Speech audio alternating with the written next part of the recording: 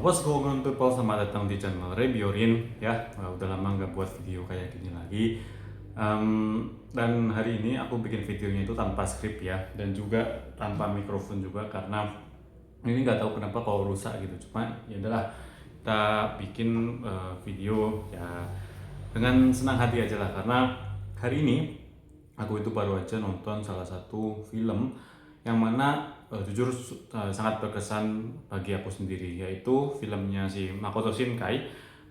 Yang nulis ya, yang nulis adalah Makoto Shinkai, yang namanya filmnya adalah Byosoku no 5 cm atau 5 cm per second. Oke, mungkin banyak dari kalian yang nggak tahu film apa ini. Jadi film ini adalah film yang merupakan adaptasi novel atau kalau nggak salah tuh animenya bareng sama novelnya, itu aku nggak tahu tepatnya gimana. Cuman ya yang jelas ada animenya dan juga ada novelnya. Jadi dia itu kayak live action dari anim dan juga novelnya yang telah terbit udah lama banget, sekitar tahun 2012-an lah. Pokoknya udah lama banget ya. Dan ya pada tahun ini live actionnya keluar, dan itu kalau aku mikirnya sih, dia itu kayaknya mau kayak si Shinkai kan nggak ngeluarin film apapun tahun ini ya. Jadi mungkin film ini merupakan kayak jedanya lah ya, mungkin sebelum beliau mengeluarkan film selanjutnya pada tahun 2027 ya. Itu cuma prediksi aku aja sih, jadi aku nggak tahu itu benar atau enggak.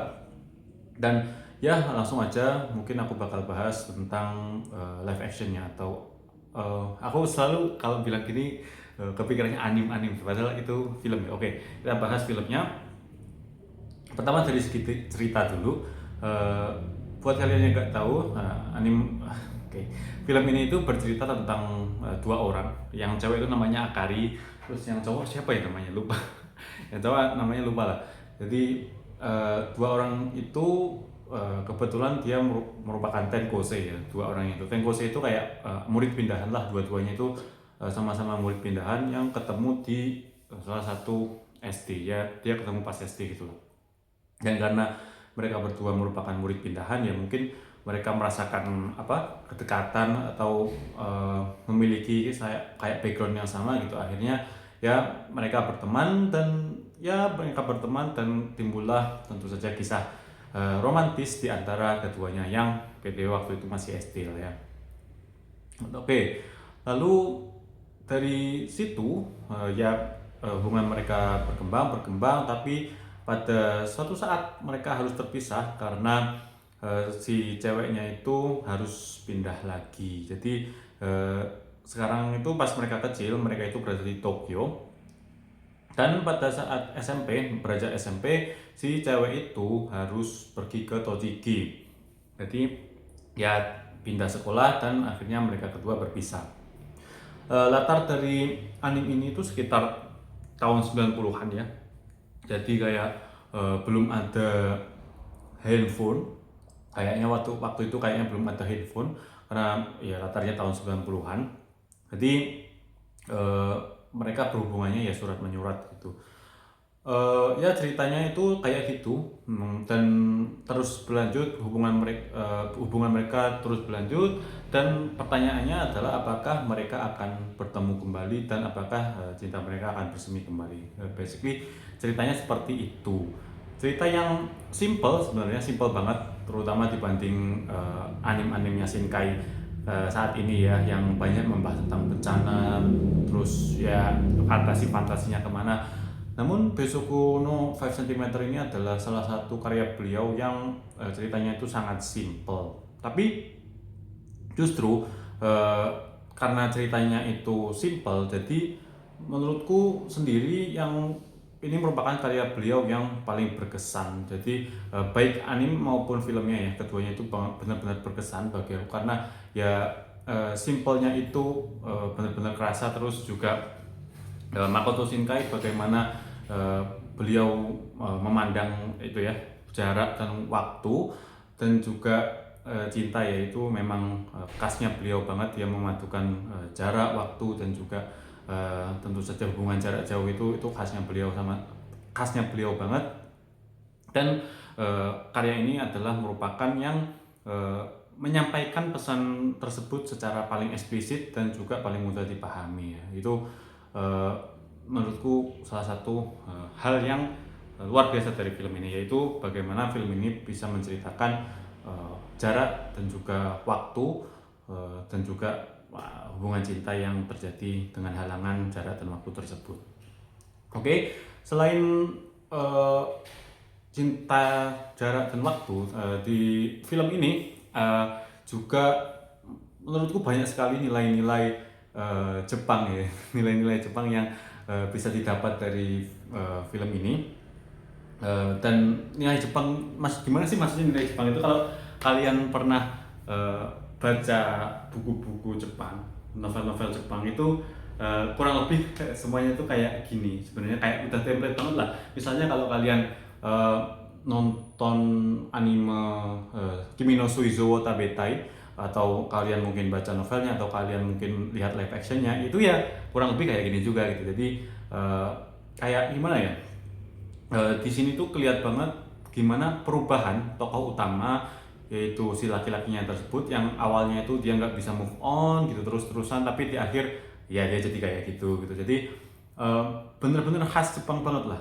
Dan itu jujur yang nggak terlalu kerasa di animenya. Kalau kalian lihat animenya itu kayak pure sedih aja, jadi kayak anime itu kayak full drama gitu. Cuma dalam film ini justru kayak ada pesan-pesan tambahan, bukan pesan tambahan ya, kayak ada penceritaan karakternya itu menurutku jauh lebih bagus daripada bukan jauh lebih bagus, sorry, itu mungkin berbeda, tapi lebih bagus dan lebih clear daripada animenya. Jadi perkembangan karakter cowoknya, yang ceweknya juga, lalu ada kayak supporting castnya juga, itu menurutku jauh lebih bukan jauh, sorry, menurutku itu lebih impactful daripada animenya. Itu yang menurutku membuat film ini lebih bagus daripada animenya, karena ya durasinya yang lebih panjang dan membuat kayak film ini merupakan kayak versi komplit dari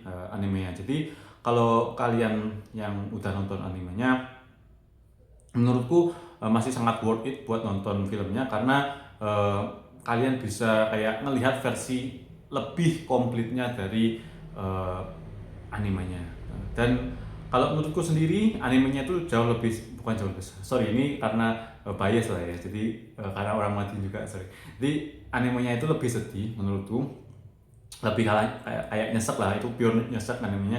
Cuma di film ini tuh ya ada nyeseknya, banyak nyeseknya, cuma lebih banyak ke bukan lebih banyak, sorry, emang ini kebiasaan, lebih ke harapan-harapannya dan juga perubahan karakternya itu sendiri lebih kerasa lah, dan lebih positif, auranya tuh lebih positif. Oke, selanjutnya di sinematografi. Sinematografinya itu di film ini tuh ya menurutku bagus lah ya. Aku sendiri nggak tahu film banyak dan aku nggak nonton banyak film gitu, jadi aku nggak tahu gimana sinematografi yang bagus, yang aku nggak tahu lah. Cuma yang aku suka adalah ya sinematografi dalam film ini tuh berhasil menangkap dan menyampaikan semua perasaan dalam naskah dan ceritanya ya. Jadi nggak ada kayak ketika aku nonton tuh nggak ada kayak oh seharusnya ini kayak gini, oh seharusnya gini kayak gini, nggak ada sama sekali. Menurutku sinematografinya dapat menyampaikan apa yang ingin disampaikan, lalu juga vibes-nya yang tahun 90-an ya, itu juga ya walaupun di beberapa titik kurasa itu kayak bukan tahun 90-an kayak ya Tokyo sekarang, cuma secara keseluruhan aku nggak merasa ada hal yang ganjil banget. Jadi untuk sinematografinya itu menurutku bagus. Dan juga yang menarik ya adalah bagaimana sinematografinya itu menangkap 4 musim yang berbeda. Jadi ya, ini yang aku sadari ya, karena aku akhir-akhirnya juga baca kayak novel Jepang, baca kayak budaya Jepang. Itu aku menyadari bahwa dalam film ini itu dalam sinematografinya itu kayak kelihatan banget bahwa kayak ceritanya dalam anime itu kayak perubahan musim. Jadi kalau kalian lihat itu kan dari awal tuh kayak musim semi gitu kan, dari musim semi lalu pindah ke musim panas, lalu pindah ke musim gugur, lalu akhirnya pindah ke musim dingin yang akhirnya dia bakal ke musim semi lagi. Jadi itu adalah salah satu touch yang menurutku Jepang banget ya. Jadi perubahan musimnya itu sangat kerasa dan sinematografinya juga mengikuti perubahan musim tersebut. Jadi itu merupakan hal yang ya sebagai pencinta Jepangan itu ya Jepang banget lah. Jadi oke, oke, untuk sinematografi mungkin kayak gitu aja. Dan untuk karakter ini tuh lebih bagus daripada animenya.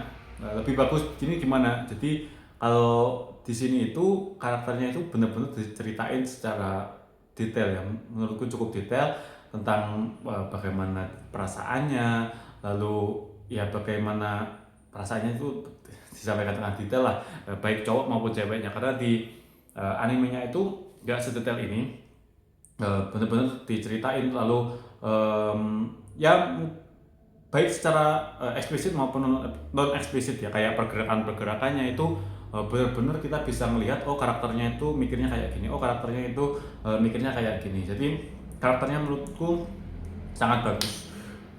Dan ya walaupun ada beberapa karakter yang arguably nggak perlu ada, cuma ya dengan adanya beberapa karakter tersebut itu ya sedikit menambah cerita dalam film ini. Jadi menurutku secara karakter itu bagus karena ya seperti yang aku bilang tadi, ini belibet banget sih.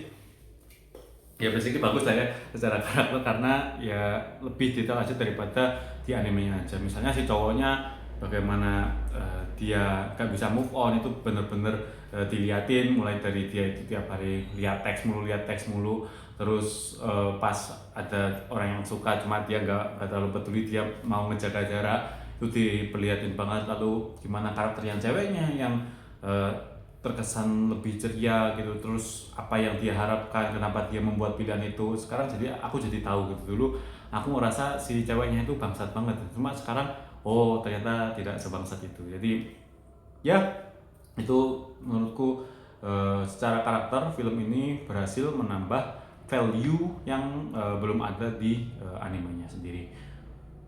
Itu pun juga dibantu oleh acting castnya yang menurutku bagus banget ya. Jadi aku tuh udah lama nggak nonton film Jepang gitu ya.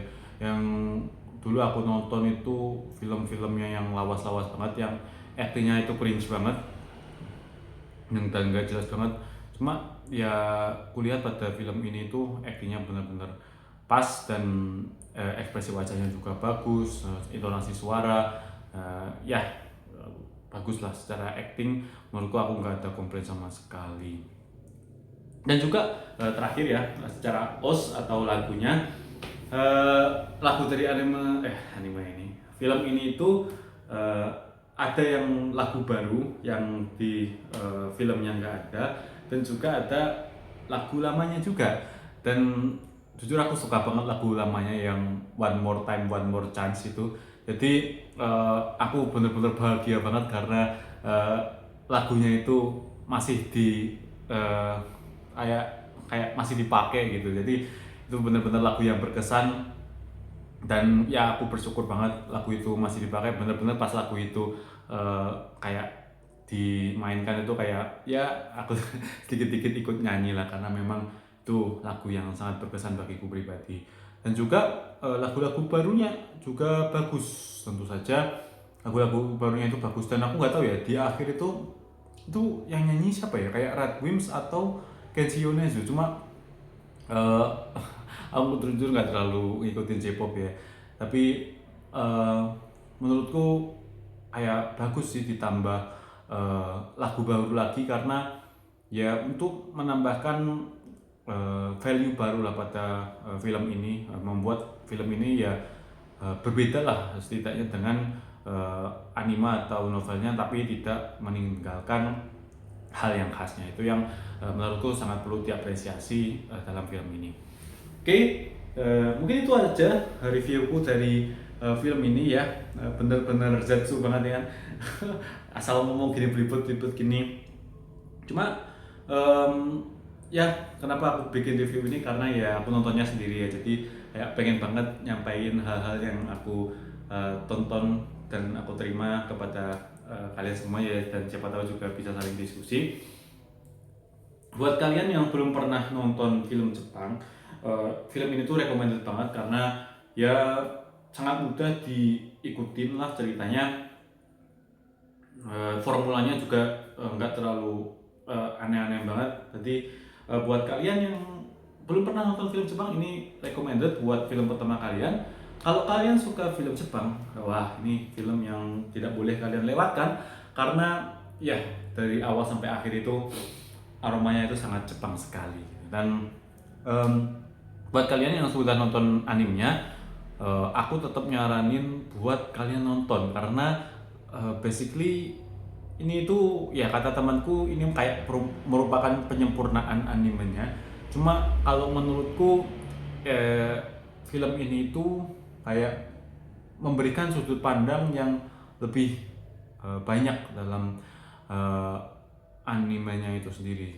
Kayak sudut pandangnya itu jauh lebih banyak gitu, dan juga memberikan vibes yang lebih positif daripada animenya. Lebih positif itu bukan berarti animenya itu vibesnya negatif ya.